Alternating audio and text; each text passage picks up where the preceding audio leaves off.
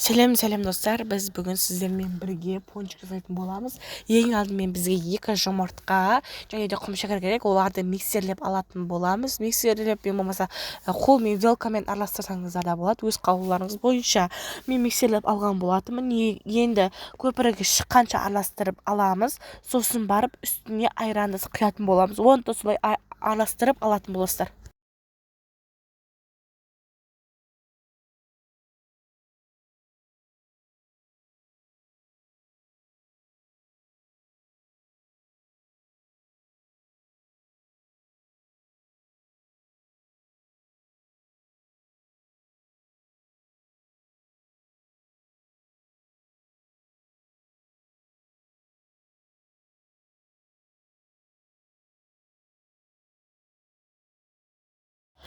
Үстіне шамамен бір шайна ложкадай май құятын боласыздар, кәдімгі май.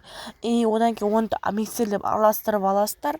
Сосын бетіне електен өткізіп ұн себетін боласыздар. Масса негізі қою болу керек, сұйық болмау керек.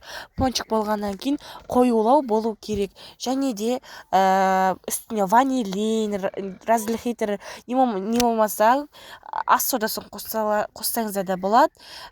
Солай барлығын бет-бетін араластырып алғаннан кейін миксерлеп алатын боласыздар. жаңағы пісіретін немізді майлап алатын боласыздар. Екі жағында үстінде астын майлап алатын боласыздар. Қасықпен жарты қасықтай салатын боласыздар. Құйып аласыздар. Көп құймаңыздар, әйтпесе екеуі төбесіне басылғаннан кейін тасып кетуі де мүмкін. Осы видеодағыдай құйып, шығып, пісіріп алсаңыздар болады. Қызып тұрған пешке саласыздар, айтпақшы. Қызып тұрған пешке майлап, осылай шығатын болады. Екі жағын қызартып тұрып қуыратын боласыздар. Көптеу шықты, осылай әдемі болып, тәтті, жұмсақ, шоколадты қосып жүрген болатын жартысына. Мінекей менің пончигім дайын. Қалай бағалап кетіңіздер, сау болыңыздар.